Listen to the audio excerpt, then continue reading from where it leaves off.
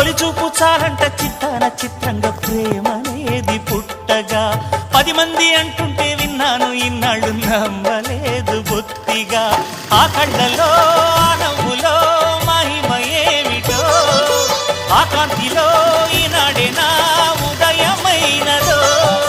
మదిసీమలో ఇన్ని మరుమల్లే గంధాలు మునుపెన్నడు లేని మృదువైన గానాలు మొదటి బలపు కథలు తెలుపు గేయమై తీయగా